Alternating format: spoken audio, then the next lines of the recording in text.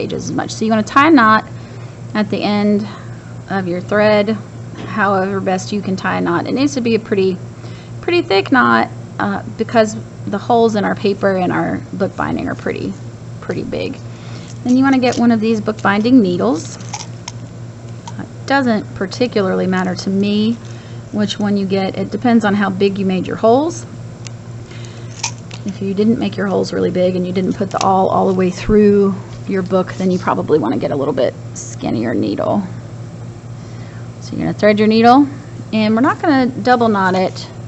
We're just going to have to kind of hang it out like this. And the hardest part of Coptic stitch is starting and ending. So I'm going to show you how to start it. You want to get your first signature, and you always want to start, make sure that your signatures are lined up. We did that mark at the top of our signature, so you want to make sure that they're lined up when you put them together. We're going to pull this through so the knot is within our signature. Then what we're going to do is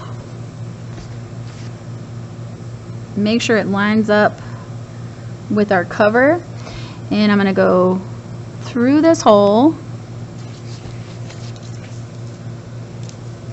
all the way through.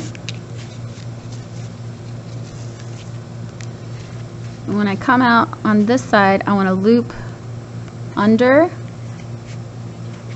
where I came out, and I want to pull it pretty tight.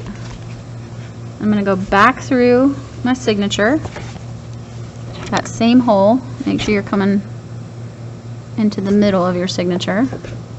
Oh, try not to catch your knot like Miss Gamble did.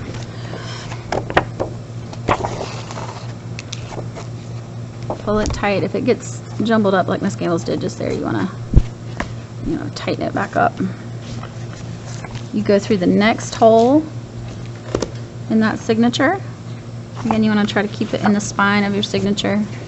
Spine being the middle, just like the spine of a book. We want to pull it tight. Go through the book cover. Loop underneath.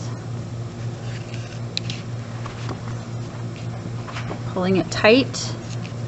And go back through. What we're trying to do is hook it onto the loop that's there. This is what you're going to do with all 10 of your signatures as you're going through. Oh, I went through my fabric. That's no good. Make sure you can see what I'm doing. Come through. I'm going to go through my book cover, loop underneath.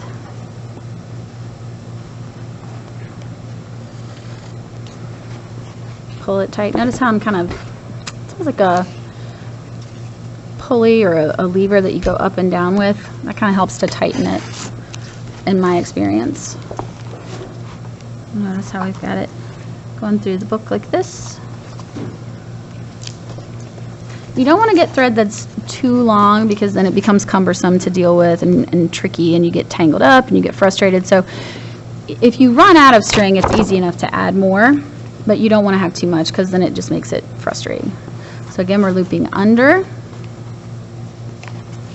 And all of this is pretty straightforward until you come to the last hole. And so with the last hole, you go back through the signature one last time. Notice I said it was the last time. Whoop. My string likes to get caught on things.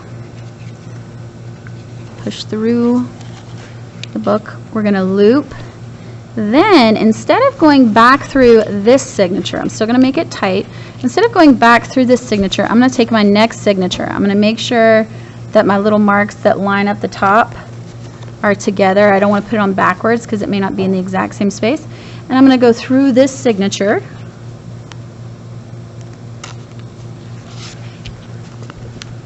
So I can add it on too.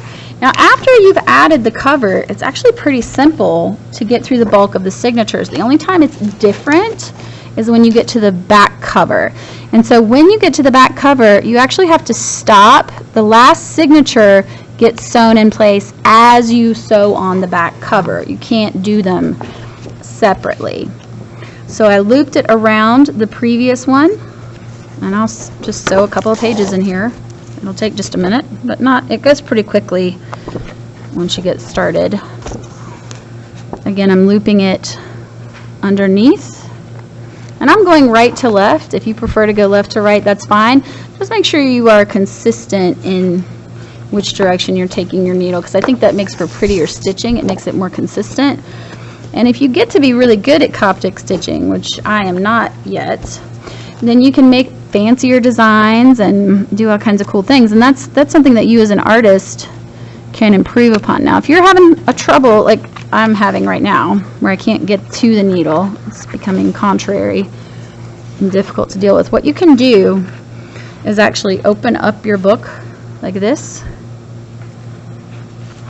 and go down through on this side and go up underneath on this side, and then go back through the signature, if that's easier for you.